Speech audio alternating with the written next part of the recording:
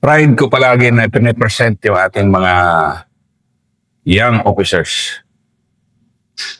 Dahil very inspiring yung kanilang mga kwento. Si Captain Kesley Maligro, PMA Class 2017, dito unang nag-report and dito nabinyagan, natsambahan niya dito yung pagpasok ng desisyon ni then President Duterte na tapusin yung Abu Sayyaf dito. So, 2017, pagpasok niya, tuloy-tuloy yung encounter niya. Ang major na ikukwento niya dito, isang napakalaking unforgettable encounter niya. Pero ipapakwento ko yung naging buhay niya. Paglabas na academy hanggang nandito siya. Nandito kami ngayon sa Sulu, Panamaw, Sulu. So, ikwento niya yung naging initial years niya, initial months niya, dahil napabakbak na siya ng maganda. And hopefully ma-inspire yung mga mas bata sa kanya na to truly serve our country. Sir, good morning po, sir. Ako po si Captain Kesley John Ray Maligro, sir. Proud member of PMA 2017 and proud member din po ng Ranger Class 211. Sir, nung una po, sir, is nag-report kami sa FIP ID. Nung andun na po kami sa FIP ID, sir, is na lumabas po yung mga assignment namin na battalion, sir, and nakita ko po doon, sir, is mapupunta po ako sa 41st IB, sir, which is naka-area po, sir, that time sa Sulu.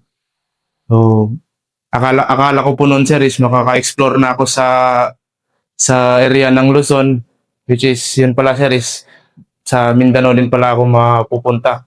So, during that time, sir, ang Sulu noon is hindi pa ganun katulad ngayon na yung situation. So, pag-report pa lang namin sa C-130, hindi na pinapatay yung makina nun. So, tapon-tapon na yung mga gamit namin pababa. Then, yung mga ibang mistako na nag-report is diretso sila sakay sa KM450 papuntang resupply area kasi packs in, packs out agad sila. So, mga bagong report pa lang kami that time.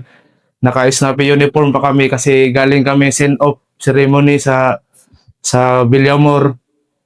Pero kami naman noon, sir, na nag-report kami ng 41st IB is nilagay muna kami sa batalyon, nakapag-report muna kami ng batalyon noon kasi nung time na yun, sir, is magta-turnover yung batcom namin and upcoming yung national, local election that time.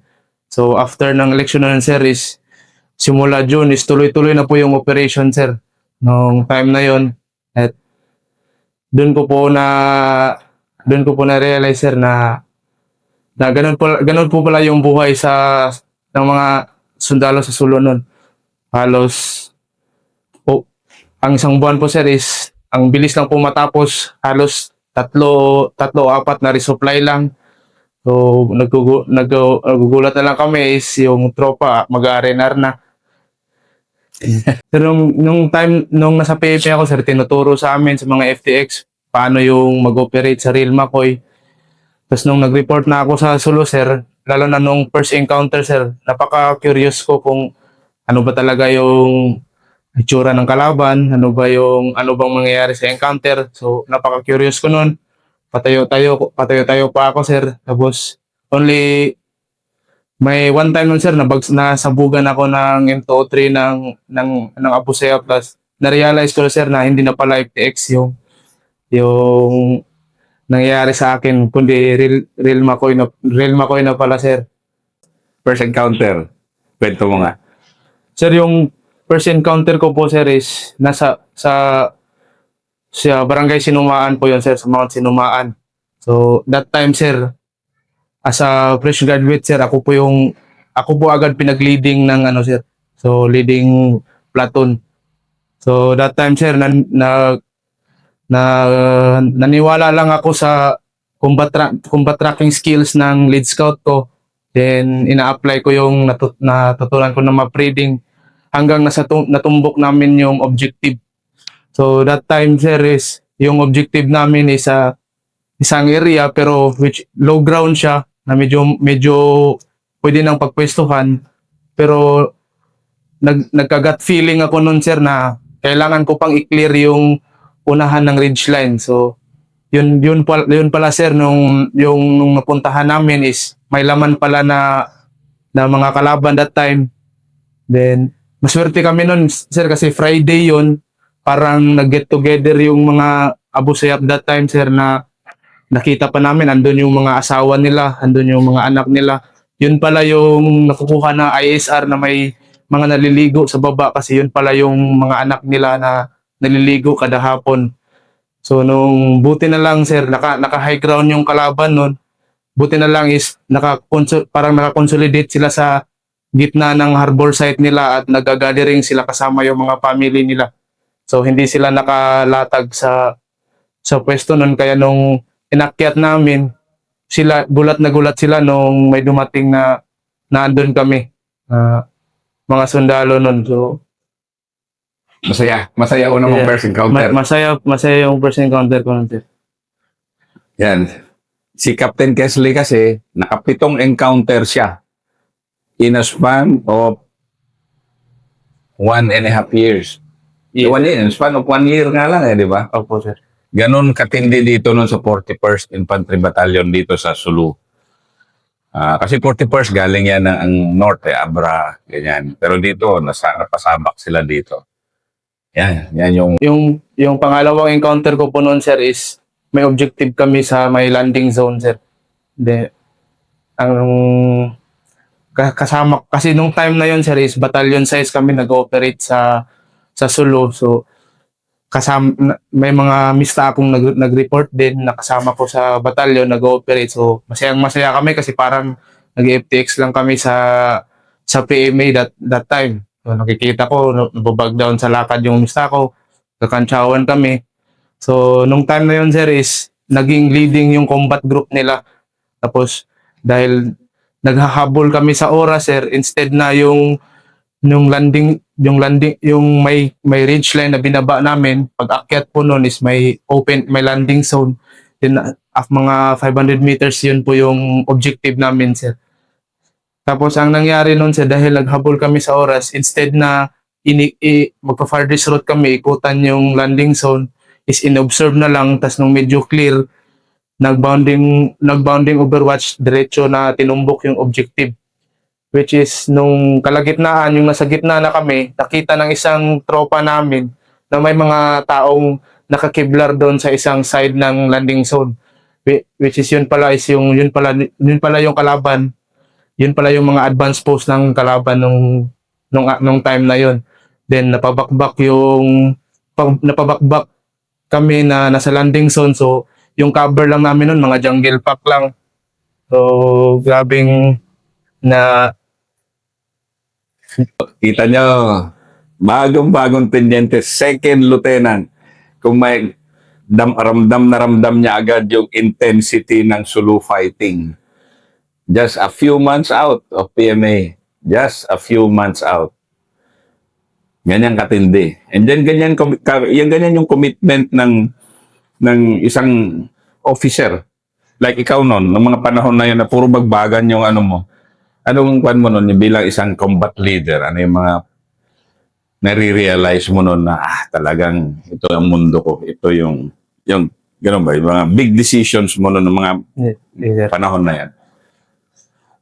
Sir, nung panahon na yun sir, na-realize ko po sir na ang bigat ng responsibility na hawak namin kasi dala namin yung mga buhay ng tropa namin.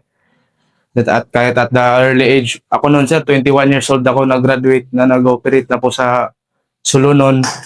So, dapat mas mabilis yung maturity namin. Then, na-realize ko po sir, nakikita ko po yung mga kabatch ko nung college, high school na sarap ng buhay nila, na civilian. Pero na-realize ko po sir, na ganun po talaga yung life namin bilang nasa military, na nag-serve sa bayan natin. Oh. And then itong ikukwento niya next. This is one major encounter na for every combatant katulad niya, medyo truly unforgettable. But I hope sa ikukwento ngayon ni Captain Maligro, ma-inspire kayo sa nangyari sa kanya, and of course, with all our sympathies sa mga pumanaw dito sa encounter na ito ikwento niya.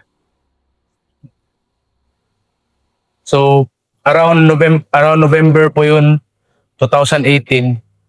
So, may mga info po noon na may mga paisa-isa na sighting o movement na nare-report ng kalaban ng ESG.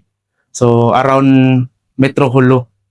So, that time din po sir is may mga encounter kami na kami yung nakakauna sa kalaban. So, naglalas lang ng 30 to 20 minutes.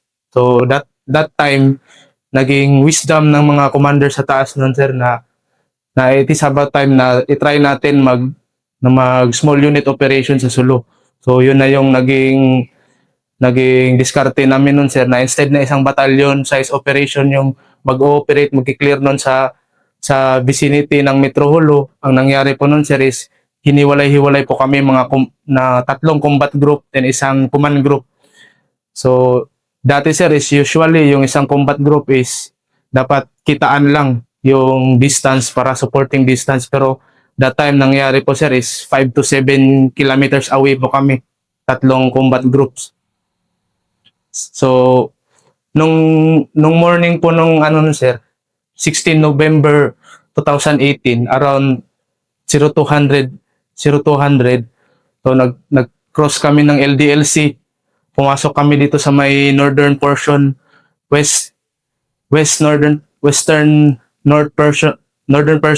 portion ng Patikol, which is dito sa may Barangay Tanom, Patikol, Sulu. So, pagpasok namin doon, nung time na yun, sir, feel na nararamdaman namin na yung mga tao nagtataka kasi ang konti lang ng sasakyan na naghatid sa amin. So, 3 km po. 3 km lang yung naghatid sa amin. So, nung umaga na yun, sir, is may nafe-feel na talaga kami na may sumusunod sa amin. May nahuhold kami na mga bata, pero hindi namin nakalain na yun na pala yung mga naging courier ng mga kalaban that time, kasi mga around 8 years old to 10 years old lang. Hindi namin nakalain na mga supporters na pala yun ng Abu Sayyaf. So that time nun, sir, hinuhold namin yung mga bata, tapos tinatawag namin sa TCP, tapos hinahatid namin sa barangay hall. So yun pala, sir, yun na pala yung mga naging mata-mata o mga nagpapas the word sa kalaban na may sundalo na pumasok na ganito lang karami. So after nun, sir, nung tanghali, nung time kasi nun, sir, sa Sulu, hindi siya katulad sa NPA area, sir, na pwede lang 4 na magazine, 5 magazine yung dala mo, sir. Nung time na yun, sir, basic para kaming armory na naglalakad. So ako nun, sir, bilang platoon leader ako, officer ako, pero 18 na magazine yung dala ko. Basic load talaga, sir. Tapos may mga improvise pa kami na plate nun, kasi nung time na yon wala pang issue na mga ballistic plate. So ang ginagawa namin, pinuputol namin yung metal ng KM450, tapos yun yung ginagawa naming plate. So napakabigat ng dala namin, lalo na yung mga private namin that time, yung mga kaldero operator. So nung tanghali na yon, sir, na natapilok yung isang private namin at na-dislocate yung tuhod niya. So napag-desisyonan namin ng company commander ko nun, sir, na kailangan namin i-evac itong private na to kasi nahihinder niya yung lakad namin kasi sa sobrang bigat. Tapos kukonti lang kami, hindi kayang dalhin ng ibang tropa yung dala niya. Lalo na at unang araw pa lang ng operation nun, punong-puno pa yung mga supply na dala namin. So nung nag-coordinate kami sa TCP, ang nabigay sa amin na evacuation area is doon sa abandoned na housing sa may Tugas, Barangay Tugas, Patikol, Sulu. So nung hapon na yun, sir, papunta kami doon sa Tugas habang dala-dala namin naalalayan namin yung i-evac namin na private. Inambush kami bigla ng inambush kami ng kalaban. Yun na pala yung na sumusunod sa amin nung umaga, sir, na tinitignan, sinisilip nila kung saan yung direksyon ng punta namin. So, nung pagpasok namin sa area na yun, sir, yung ambush area na yun, sir, sa kaliwa namin is may bakod and sa right side is may rolling terrain na abakahan and sa harap lang yung may mga cover na mga puno. So, nung first hour pa lang na encounter, sir, maganda yung ano namin, yung first section sa harap na dala ng company commander ko, nalatag niya na maayos, naka-skirmish ng maayos ng tropa. Ako naman sa likod is na-secure ko yung flank namin para hindi kami mapinta kasi nalatag ko din yung 60 mortar na dala namin sa likod. So after mga ilang oras, sir, napapansin ko, sir, na marami nang nawuwundid sa amin and nagtataka kami bakit hindi pa nauubusan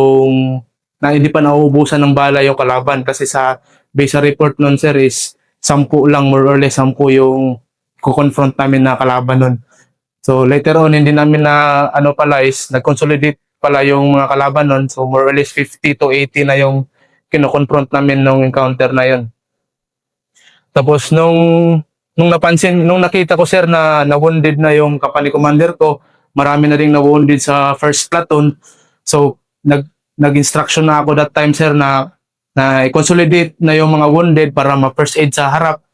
Then nakapag-isip na agad ako nun, sir, na kailangan ko nang mag-step up sa leadership ko nun, sir. Kailangan ko na ako yung magdala kasi nung kinausap ko yung company commander ko nun, sir, wounded siya sa balikat saka sa paa niya. Tapos nasabugan siya ng M203 nun, sir, kaya medyo nabibingi siya, sir, and disoriented siya nun sa situation na, sir. So, nag-step up na po ako nun, sir. Ako na yung nagkukuman. So, nag-instruction po ako nun, nagkuman ako nun, sir, na lahat ng wounded i-consolidate sa gitna. And yung mga natitira, sir, kasi bungi-bungi na yung latag namin, sir, ni-reorganize ko, sir, para maging supporting distance ulit. So, by that time, sir, nung naka-reorganize kami, sir, is nagpa-account agad ako ng tropa. So, may mga unaccounted dun, sir. And lalo na yung lead scout ko nun, sir, na si late Corporal Macad, na siya pala yung nagpaiwan doon sa harap, sir, kasi may nakuha siya na advantage position, sir, na yun yung hinuhold the line niya, sir. Na yun yung, at nung una, sir, pilit ko yung pilit naming kinukuha yun, sir, para ma-recover namin yung position na yun, sir, pero hindi namin mapasok-pasok kasi nakikita ng kalaban yung movement namin. Kung papasok kami doon, binabagbagan kami, so hindi namin makuha yung location na nakuha ni late Macad. So that time, sir, eventually na-overrun siya. So nag-assault yung kalaban pero hindi sila nakapasok talaga sa amin. Nakadikit sila pero hindi sila nakapasok. So sobrang dikitan na ng laban na yon. Nagsisigawan na yung tropa tsaka ng Abu Sayyaf noon, nagtatrash talkan na ganito ganyan. Nagsisigawan na ng sama ng loob. Kalapit. Sir. Tapos, kwento mo yung nangyari kay Lieutenant Corporal Macad. Yes, sir. So, eventually doon, sir, na-overrun si late Corporal Macad, sir. Then, naririnig namin siya. So, pilit naming pinuputukan yung location nun, sir. So, pero hindi talaga namin siya ma-recover nung time na yon, sir. Ang bigat nun. Yung naririnig mo yung kasama mo na... Sir, nag-Allahu Akbar yung sir. Eventually, sir, nakita namin, sir, na may video pala yun, sir. No, Ay, na-upload nila sa sir. paano siya pinugutan ng ulo? Kasi itong encounter na kinukwento ni Captain Kesley ngayon, ito yung nag-trigger talaga na magbuo na ng 11th Infantry Division Kasi yung pagka-barbaric na ginawa kay Yes, sir. Corporal Macad na, yung nga, kasi malapitan na, nagkakarinig. Sige, ikwento mo ngayon gaano kalapit at gaano ka horrifying din sa isang tenyente katulad mo na noon medyo nakadami ka ng encounter, pero ano yung gaano ka horrifying ganun dikitan na laban? Sir, so, yun, sir, yun, sir, bad memories yun Sa akin talaga sir hanggang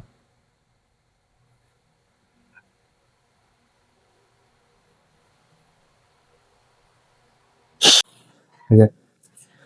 So sa encounter din namin na yun sir, yun din yung unang time sir na na-confirm sir na may mga foreign fighters na nakapasok sa Sulu. So na-confirm yun sir dahil dun sa video na in-upload nila after sir.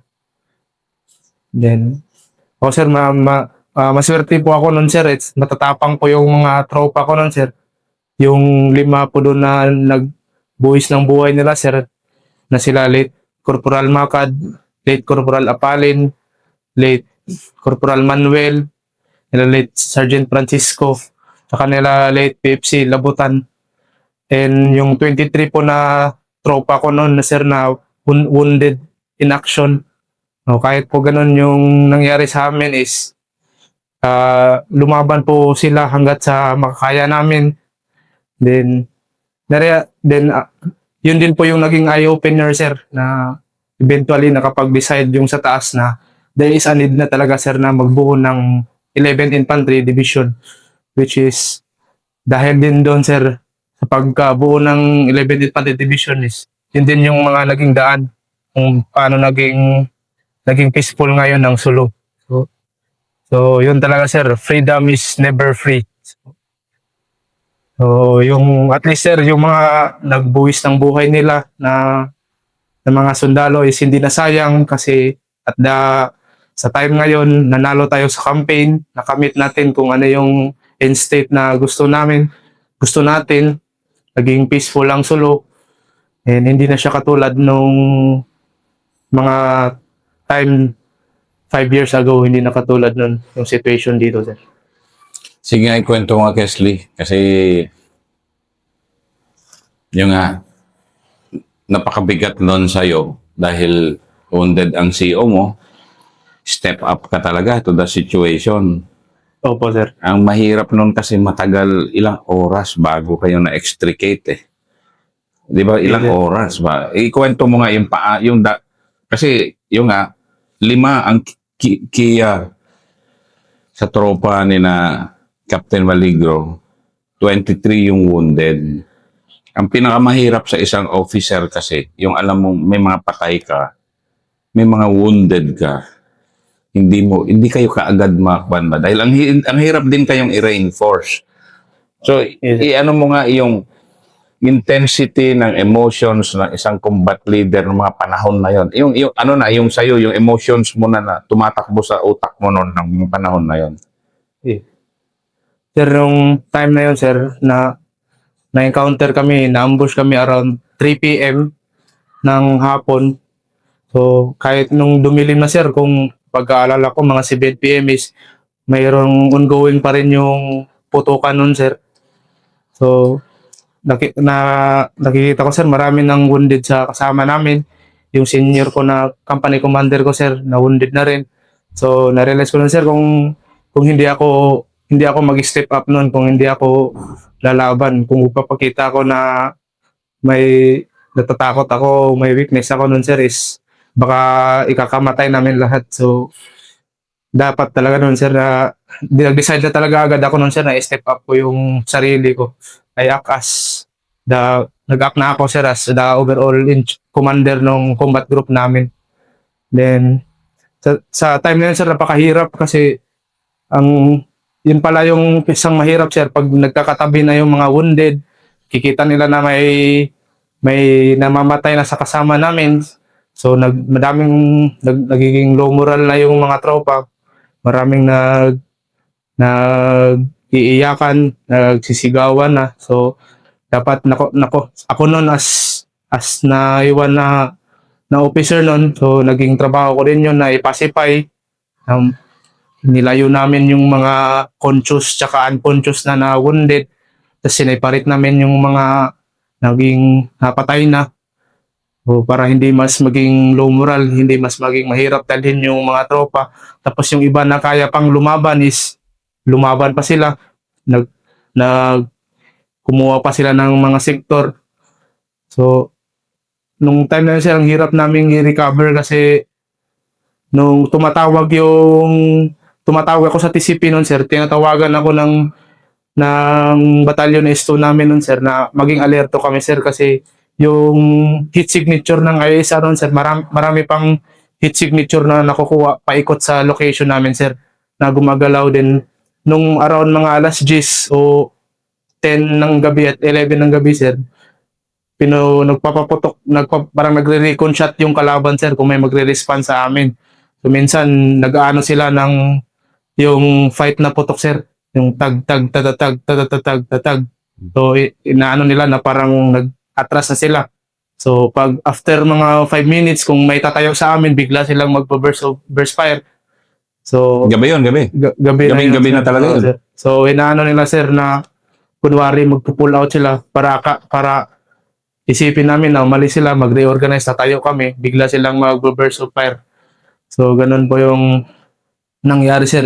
Eventually, sir, pumontak sa akin yung magre-rescue sa amin na composite na yun, sir, led by Persis RB. Ang hindi ko makalimutan nun, sir, is si Sir Aling nun, sir. Ang batcom nun ng Persis RB na nag-rescue sa amin. So, nung gabi, sir, is ang hirap pala yung mga nasa movie tsaka yung tinuturo sa FTX na link up sir, hindi pala yun ganun kadali gawin na actual ano sir. So nakapag-link up kami sir around 2:00 na ng umaga sir, madaling araw sir. And eventually na-extricate kami sa engagement area sir. Sa encounter site around 06 na ng umaga sir, 07 sir. Grabe, 12 hours. Ano? Alas 3, 15 hours. 15 hours bago kayo naka-extract mula sa first fire. Yes, sir. Bigat ng dinaanan mo. 5 patay, 23 Kia, 23 Via. Yes, sir. Grabe yung exhaustion ng mind mo noon. Buti talaga rin na ano kayo. Dahil, kakainin talaga kayo doon. Maruk naman ang kalaban talaga dito. Alam nilang maliit. Yes, sir. Talaga. Hindi ka talaga iwan, sir. Hindi So, alam ka- nilang mas madami sila, sir. Anong naramdaman mo nung na kayo? Nakalabas na kayo? Nung palabas kami, sir, actually, sir, ayaw ko pang lumabas nun, sir, kasi yung isang tropa namin, sir, hindi mahanap yung ulo niya, sir. Pero nagsabi na yung ranger nun, sir, yung Persis RB, sir. Sila na bahala maghanap, sir, kasi pumasok na rin yung, sir, pumasok na rin yung K9 nun, sir, na naghanap na, Yung gulo. Then, Ito yung inilagay ng mga sa YouTube, yung mga Yes, sir. terorista na pinupugutan. yes, sir. Ang bigat din nun, di ba Yes, sir. maintindihan ko rin na ayaw mong umalis nun dahil responsibility. Oo, nun. Opo, sir. Tapos, after nun, sir, pag alis namin, doon lang nag-sink in sa akin lahat, sir. Na ganun yung nangyari, sir. Nung nag-sink in, iyak ka o basta, anong feeling mo na mag-sink in na grabe itong dinaanan ko? Nakapitong encounter ka na noon, hindi na buro basta yung dinaanan mo dito noon. Pero ito kasi major, pero nung nag-sink in, ano yung nanghina ka? Parang- Nag-sink in na. Nagalit po ako nun, sir. Gusto ko pong makabawi, sir. Then, pagbaba namin nun, sir, diretso man kami kinausap ng mga commanders nun, sir, sa division, sir. So, doon na lang po, sir. Nag-focus na lang po ako nun, sir, na kausapin yung tropa, sir. Kasi, unfortunately, sir, after nun, sir, may 2 tropa kami na nabaliw nun, sir, dahil sa incident na yun, sir. Nabaliw talaga. Oo, sir. Ang bigat din, no? Talagang severe PTSD rin yun yung nabaliw. Yes, sir. Then, sir, sobrang sa nangyari, sir, tapos nasabayan ng maraming sir, inom. Kaya yun yung Nabaliw talaga. nabaliw talaga, sir. Imagine mo, 21 years old ka nun. 21 years old.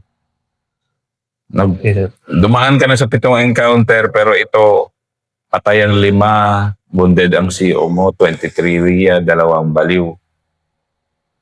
Yan ang isang combat officer ng ating AFP. Kaya no nerves kami sa mga ganyan kasi nagsusurvive kami ang ganyan. Yes, sir.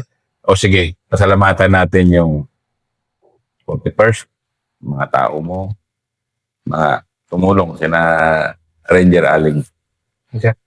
Sir, so gusto ko pong magpasalamat, sir, sa mga tao ko nun sa 40%, sir, sa mga senior ko nun, sir, sa mga tropa ko nun, sir, sa Alpha Company ng 40% IB na buo ang loob na lumaban, sir, hanggang sa na-survive namin yung challenges na yun, sir. Then gusto ko pong pasalamatan din, sir, yung mga nag-rescue sa amin nun, sir, yung First SRB, kila Sir Aling, yung armor unit, hindi ko na po matandaan, sir, kung anong unit, sir. Then yung mga mista ko nun, sir, na nag-rescue sa amin.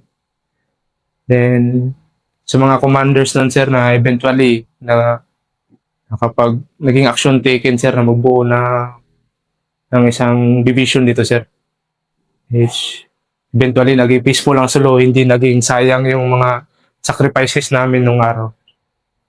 So, yun lang po, sir. Maraming salamat, sir. Maraming salamat, Kelsey.